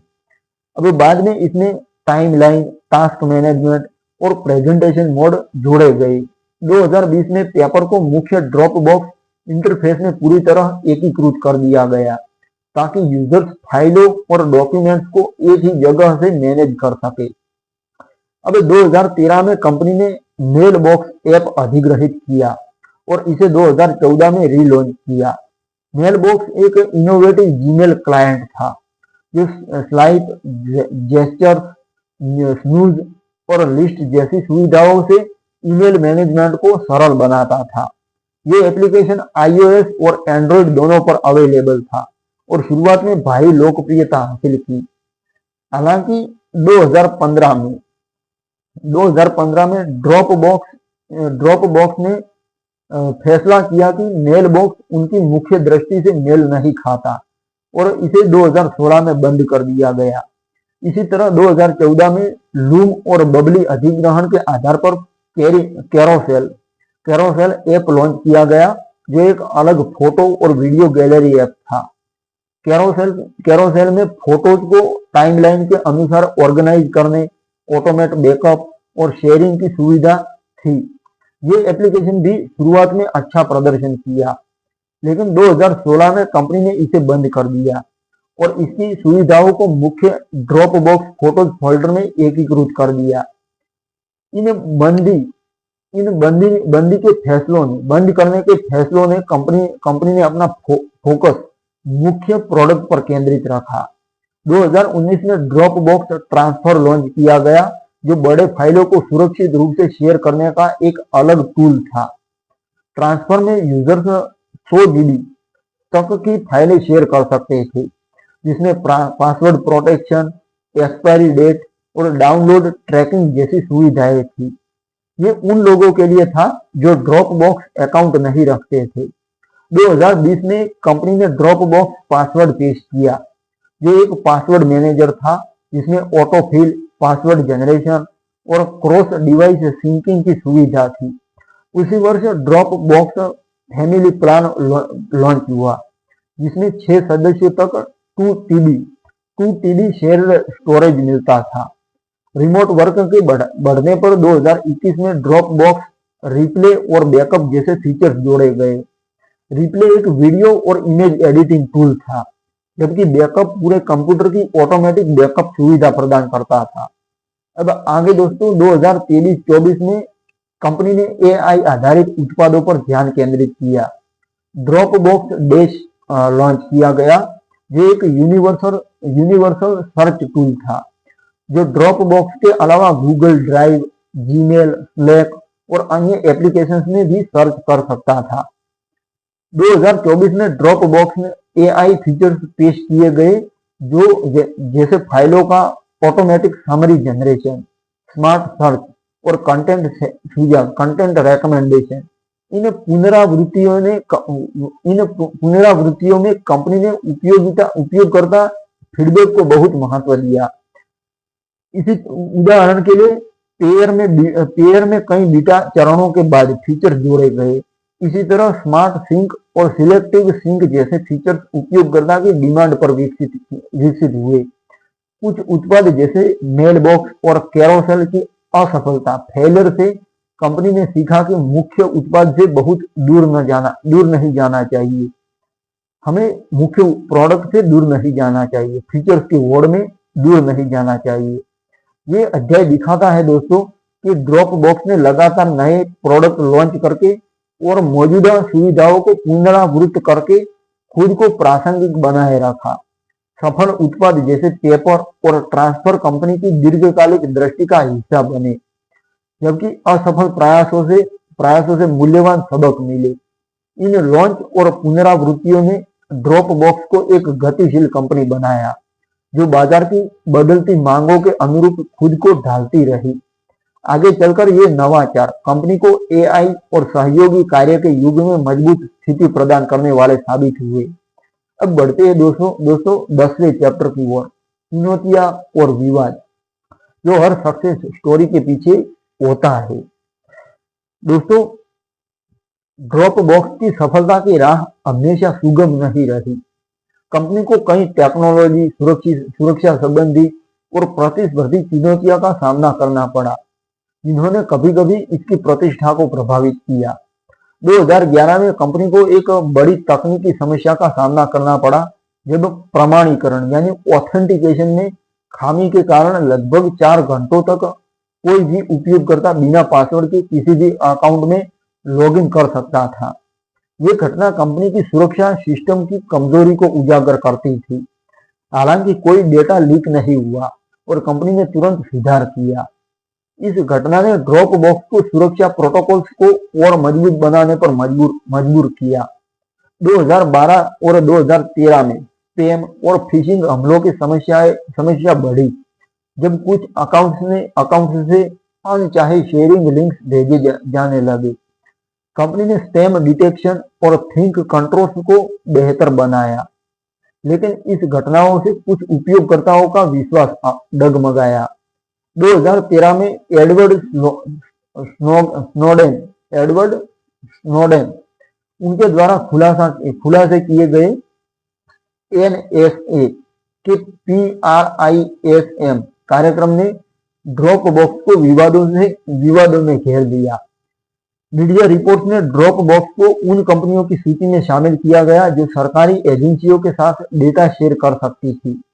हालांकि कंपनी ने स्पष्ट किया कि वह केवल वैध यानी लीगल कानूनी अनुरोधों का पालन करती है और यूजर डेटा की प्राइवेसी को प्रायोरिटी देती है। लेकिन इस विवाद ने गोपनीयता यानी प्राइवेसी चिंताओं को बढ़ा दिया। 2014 में चीन में ड्रॉप बॉक्स को पूरी तरह ब्लॉक कर दिया गया, जिससे कंपनी को एक बड़े बाजार से वंचित होना पड़ा। ये ब्लॉक ग्रेट फायरवॉल का हिस्सा था दोस्तों, जो जैसे चाइना ने गूगल को ब्लॉक किया, उसी तरह ड्रॉप बॉक्स को भी ब्लॉक किया और मौके पर ब्लॉक किया। ये ब्लॉक ग्रेट फायरवॉल का हिस्सा था और आज भी जारी है। 2016 में एक और बड़ी सुरक्षा घटना हुई जब 2012 के एक पुराने हैक से चुराए गए 68 मिलियन से अधिक यूजर ईमेल और पासवर्ड हैश ऑनलाइन लीक हो गए। ड्रॉप बॉक्स ने सभी प्रभावित उपयोगकर्ताओं को पासवर्ड रीसेट करने के लिए मजबूर किया और 2FA को प्रोत्साहित किया। इन घटनाओं ने कंपनी को पारदर्शिता रिपोर्ट्स प्रकाशित करने और सुरक्षा निवेश बढ़ाने पर मजबूर किया। प्रतिस्पर्धा ड्रॉप बॉक्स की सबसे बड़ी चुनौती रही दोस्तों। 2011 में एप्पल ने iCloud लॉन्च किया, 2012 में गूगल ने गूगल ड्राइव पेश किया और माइक्रोसॉफ्ट ने वन ड्राइव को मजबूत बनाया जो पहले से ही था। इन दिग्गजों के पास, इन जायंट कंपनियों के पास पहले से ही बड़े यूजर बेस और इकोसिस्टम थे। साथ ही वे अधिक मुफ्त स्टोरेज जैसे गूगल 15 GB दे रहा था। इस तरह सभी कंपनियां दे रही थी दोस्तों। ये जो गूगल की ड्राइव है, माइक्रोसॉफ्ट का जो वन ड्राइव है, तो गूगल ड्राइव है, इस तरह के क्लाउड स्टोरेज जो iCloud है, इस तरह के जो क्लाउड स्टोरेज है, तो इस तरह का उनका बिजनेस आइडिया था कि एक ऐसा क्लाउड बनाया जाए जो सभी डिवाइसेस पर चल सके और सभी डिवाइसेस पर उपलब्ध हो। जैसे एप्पल iCloud देता है, लेकिन एंड्रॉइड में कोई क्लाउड नहीं आता है, गूगल में आता है वन ड्राइव। तो इस तरह इन्होंने एक अलग ही कंपनी बनाई इसके लिए, क्लाउड के लिए एक कंपनी बनाई और इस तरह भी बिजनेस किया जा सकता है। ये तो मामूली चीज है, आप सीख सकते हो दोस्तों बिजनेस के स्किल्स और बिजनेस आइडियाज, बिजनेस स्ट्रेटेजी सिखाने के लिए मैं बिजनेस की कंपनियों पर आई बुक लेकर आता हूँ। तो इसमें से ये नॉर्मल चीज तो आप आसानी से सीख सकते हो। अब इन दिग्गजों के पास पहले से ही बड़े यूजर बेस और इकोसिस्टम थे। साथ ही वे अधिक मुफ्त स्टोरेज जैसे गूगल 15 GB दे रहा था। ड्रॉप बॉक्स का मुफ्त प्लान केवल 2 GB का था, जिससे कई उपयोगकर्ता प्रतिस्पर्धियों की ओर चले गए, दूसरे जो प्रतिस्पर्धी थे उनके पास चले गए। कंपनी को कीमतें कम करने और फीचर्स बढ़ाने पड़े। 2014 में स्टीव जॉब्स की भविष्यवाणी की ड्रॉप बॉक्स एक फीचर है ना कि प्रोडक्ट। कई लोगों को सही लगने लगी ये चीज। ड्रॉप बॉक्स जैसी एंटरप्राइज केंद्रित सेवाएं भी चुनौती बनी। ड्रॉप बॉक्स ने इन चुनौतियों का सामना इंटीग्रेशन यानी एकीकरण, सुरक्षा सुधार और बिजनेस प्लान पर फोकस करके किया। कानूनी और नियामक चुनौतियां भी आई। GDPR 2018 में और CCPA जैसे गोपनीयता कानूनों ने कंपनी को डेटा हैंडलिंग प्रक्रियाओं को अपडेट करने पड़े। कुछ मुकदमे भी हुए, जैसे कॉपीराइट उल्लंघन के आरोप जब यूजर्स इलीगल कंटेंट शेयर करते थे तब। कंपनी ने DMCA नोटिस प्रक्रिया को मजबूत किया। 2020 में कोविड-19 महामारी ने रिमोट वर्क बढ़ाया जो अवसर था, लेकिन सर्वर का लोड और सुरक्षा हमलों ने भी वृद्धि हुई उसमें भी वृद्धि हुई। आर्थिक मंदी के दौरान 2023 में कंपनी को लागत कटौती के लिए छंटनी करनी पड़ी। इन सभी चुनौतियों और विवादों से ड्रॉप बॉक्स ने महत्वपूर्ण सबक सीखे। हर सुरक्षा घटना के बाद कंपनी ने अपनी सिस्टम को और मजबूत बनाया, जैसे एन्क्रिप्शन बढ़ाना और पारदर्शिता रिपोर्ट जारी करना।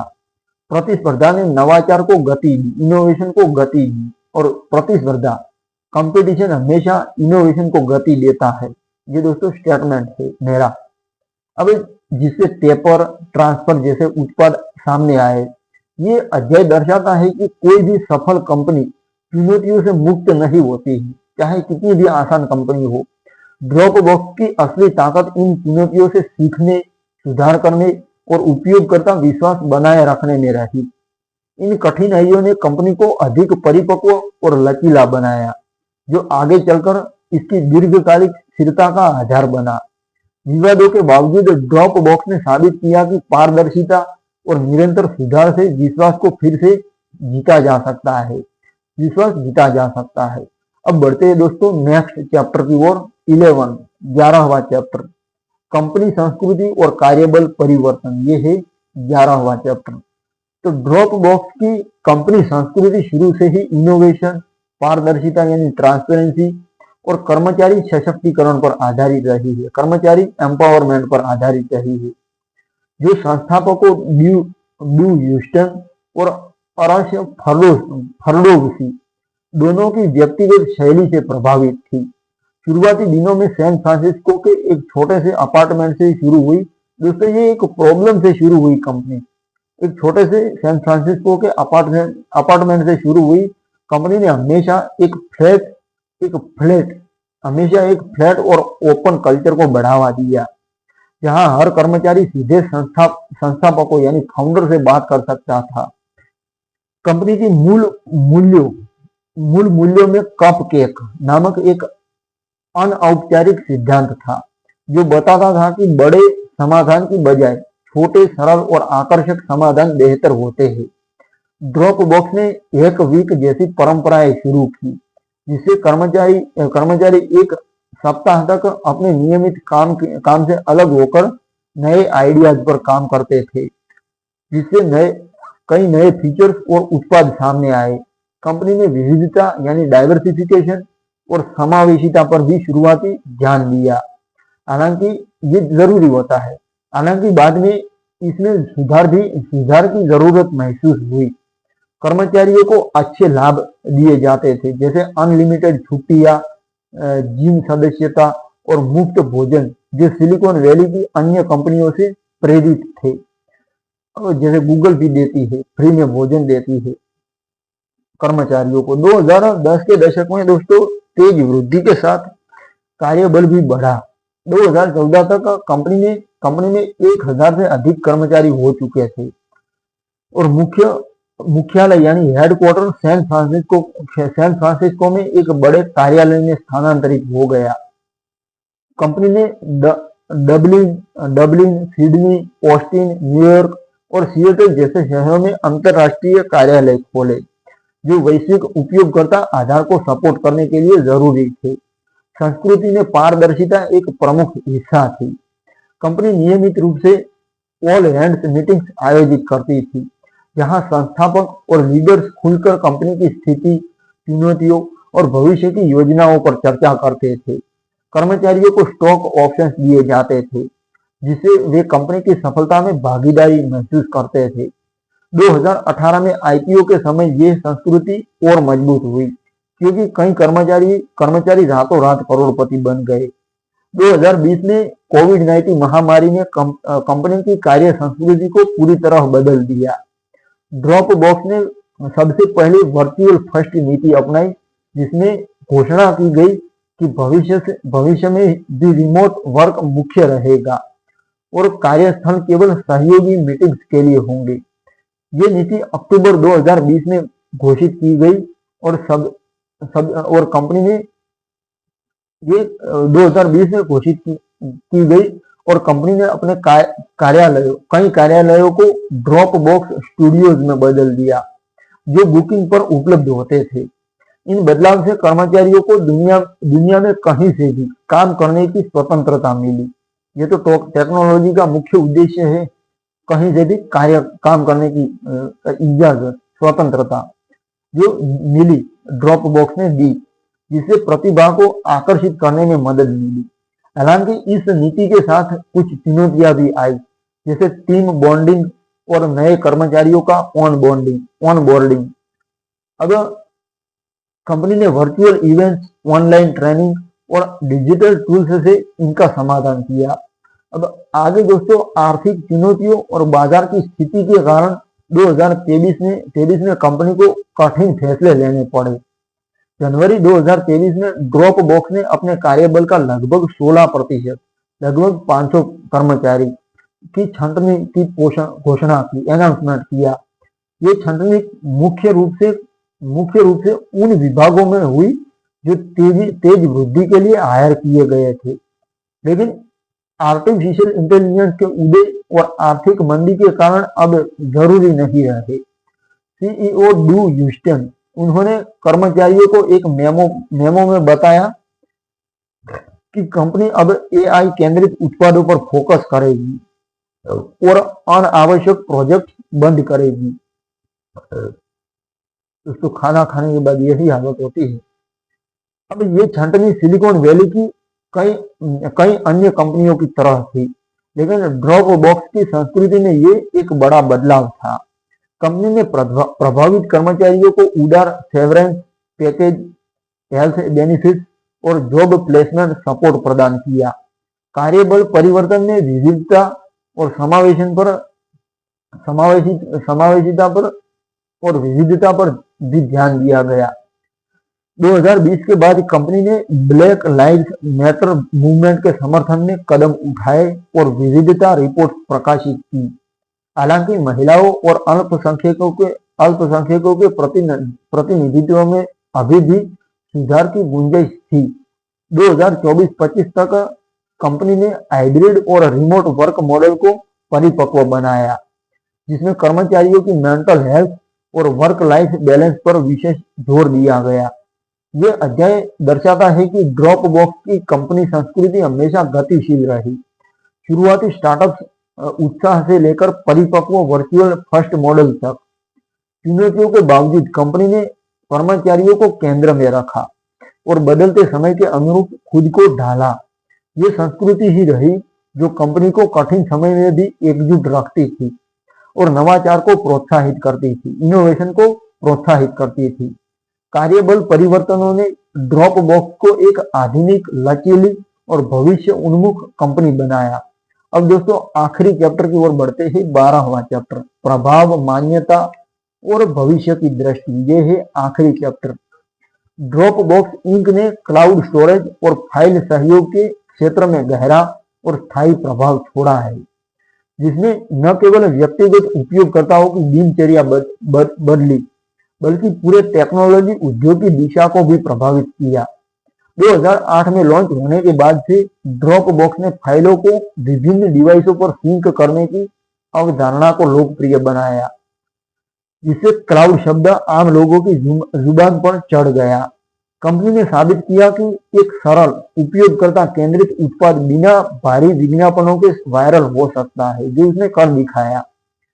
ये तो आप आसानी से सीख सकते हो कि बिना विज्ञापनों पर खर्च किए अपनी कंपनी को आगे कैसे बढ़ाया जा सकता है। ये आप आसानी से इससे ड्रॉप बॉक्स की कहानी से सीख सकते हो। अब इसके फ्रीमियम मॉडल, उन्होंने बिना वायरल हो सकता है बिना भारी इन्वेस्टमेंट किए एडवर्टाइजमेंट पर। इसके प्रीमियम मॉडल और रेफरल प्रोग्राम को बाद में स्पॉटिफाई, एयरबीएनबी और उबर जैसी कई कंपनियों ने अपनाया। ड्रॉप बॉक्स ने उपभोक्ता क्लाउड स्टोरेज बाजार को इतना बड़ा बनाया कि गूगल, एप्पल और माइक्रोसॉफ्ट जैसी दिग्गज कंपनियां भी इस क्षेत्र में उतरने को मजबूर हुई। इसने एंटरप्राइज सेक्टर में भी बदलाव लाया। जहां पहले महंगे सर्वर आधारित समाधान थे, वहीं ड्रॉप बॉक्स बिजनेस ने छोटे मध्यम व्यवसायों को सस्ता और सरल विकल्प प्रदान किया। कंपनी के इनोवेशन जैसे रियल टाइम सहयोग, स्मार्ट सिंक और डॉक्यूमेंट स्कैनिंग ने उत्पादकता टूल्स के मानक स्थापित किए।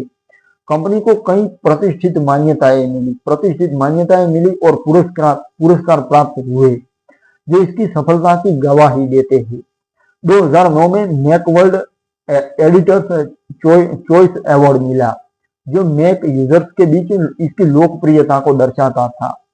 2010 में crunchy award for best overall startup जीता जो तकनीकी उद्योग की सबसे प्रतिष्ठित मान्यताओं में से एक है। अब दोस्तों चेक कर लेते हैं कि माइक्रोफोन ऑफ तो नहीं हो गया। अब आगे दोस्तों 2011 में फॉर्च्यून की मोस्ट इनोवेटिव कंपनियों की सूची में शामिल हुई ये कंपनी, ड्रॉप बॉक्स नाम की कंपनी। टाइम मैगजीन ने इसे 50 बेस्ट वेबसाइट में जगह दी। वाई कॉम्बिनेटर के सबसे सफल स्टार्टअप में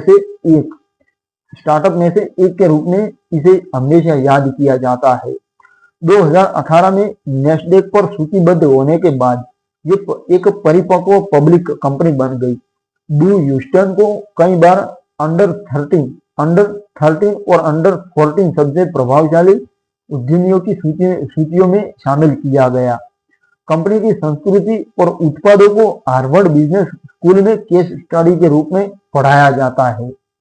भविष्य की दृष्टि में ड्रॉपबॉक्स खुद को एक एआई संचालित उत्पादकता प्लेटफॉर्म के रूप में देखती है। 2023-25 के कंपनी ने एआई पर भारी निवेश किया। ड्रॉपबॉक्स डैश और ड्रॉपबॉक्स एआई जैसे फीचर्स लॉन्च किए गए जो फाइलों को सर्च करने, समरी बनाने और कंटेंट रिकमेंडेशन देने में एआई का उपयोग करते हैं। कंपनी का मानना है कि भविष्य में लोग स्टोरेज के बजाय ज्ञान और कार्यों के प्रबंधन के लिए क्लाउड का उपयोग करेंगे। बिल्कुल सच बात है दोस्तों, जैसे मैं उपयोग कर रहा हूँ ज्ञान के लिए ये गूगल के क्लाउड, यूट्यूब के क्लाउड का यूज कर रहा हूँ। ज्ञान स्टोर करता हूँ मैं, जो मैं पढ़ता हूँ वो आपको सुनाता हूँ और वो ज्ञान स्टोर हो जाता है जो कभी भी कोई भी एक्सेस कर सकता है पब्लिक। अब भविष्य की दृष्टि में ड्रॉपबॉक्स खुद को एक एआई संचालित उत्पादकता प्लेटफॉर्म के रूप में देखती है जो मैंने बताया।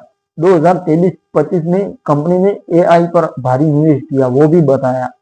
ड्रॉपबॉक्स एआई जैसे फीचर्स लॉन्च किए गए जो फाइलों को सर्च करने, समरी बनाने और कंटेंट रिकमेंडेशन के लिए उपयोग करते हैं। कंपनी का मानना है कि भविष्य में लोग स्टोरेज की बजाय ज्ञान और कार्यों के मैनेजमेंट के लिए क्लाउड का उपयोग करेंगे। ड्रॉपबॉक्स विजन नामक एक नई सुविधा पर काम चल रहा है जो सभी फाइलों, एप्लीकेशन, वेब कंटेंट को एक जगह से सर्च करने की अनुमति देगी। रिमोट और हाइब्रिड वर्क के युग में कंपनी सहयोगी टूल्स जैसे पेपर और रिप्ले को और मजबूत कर रही है। सुरक्षा और गोपनीयता पर भी निरंतर ध्यान दिया जा रहा है, विशेष रूप से एंड टू एंड एन्क्रिप्शन और एआई आधारित थ्रेट डिटेक्शन में।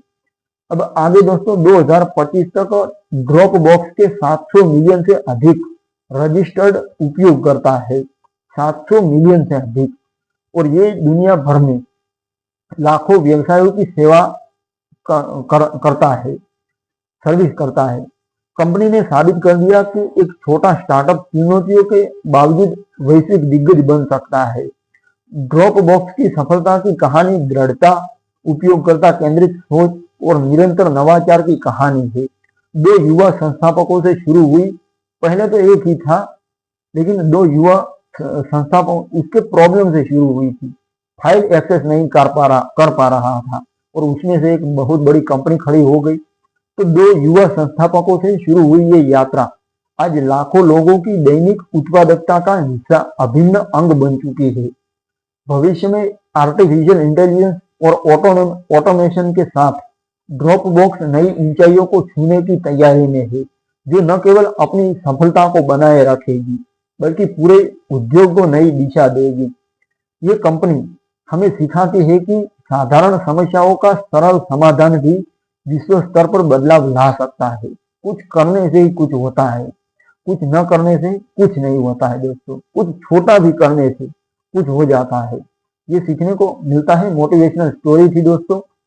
अब ड्रॉप बॉक्स की कहानी दोस्तों मोटिवेशनल है, प्रेरणादायी है हर उस व्यक्ति के लिए जो अपने विचार को साकार करना चाहता है। अब दोस्तों ये मैंने सुना आपको कथा पूरी की पूरी भाषण दिया ड्रॉप बॉक्स का। ये एक प्रॉब्लम था एक आदमी का जो फाइल एक्सेस नहीं कर पा रहा था, तो उसने सोचा कि ऐसा एक प्लेटफॉर्म बनाना चाहिए जो कहीं से भी इंटरनेट के माध्यम से फाइल एक्सेस कर पाए हम अपने तरीके से। तो ये प्रॉब्लम सोल्व करने के लिए इसने ये प्रोडक्ट बनाया, जो प्रोडक्ट कह सकते हो, जो सर्विस भी कह सकते हो। ये सर्विस तैयार की और इसमें से एक बहुत करोड़ों की कंपनी खड़ी हो गई। तो इस तरह दोस्तों कुछ नया, कुछ अलग, कुछ डिफरेंट सोचने से कुछ नया हो सकता है दोस्तों। अब मैं मेरी बता दोस्तों, मेरा भी ये विजन है कि इसलिए मुझे भी इसमें से मोटिवेशन मिलता है और आपको भी मोटिवेट करने का प्रयास जरूर करता हूं मैं। मेरा ये विजन है कि मैं एक ऐसी कंपनी खड़ी करना चाहता हूं जहां हर किताब वीडियो स्वरूप में उपलब्ध हो, जिसमें टेक्स्ट भी हो, ऑडियो ट्रैक भी हो और वीडियो भी हो। इस तरह का एक प्लेटफॉर्म खड़ा करना चाहता हूं जहां पर वीडियो बुक अवेलेबल हो, हर प्रकार की, हर कैटेगरी की। तो ये थी दोस्तों ड्रॉप बॉक्स इंक, जो सिलिकॉन वैली की लिस्ट में शामिल थी। मेरी लिस्ट में जो मैंने लिस्ट बनाई है सिलिकॉन वैली की टॉप 100 कंपनी, इसकी लिस्ट में शामिल थी और उस पर मैंने वीडियो बुक बनाई। आशा करता हूँ आपको बुक अच्छी लगी होंगी और दिल की गहराइयों के साथ आपका बहुत बहुत धन्यवाद दोस्तों।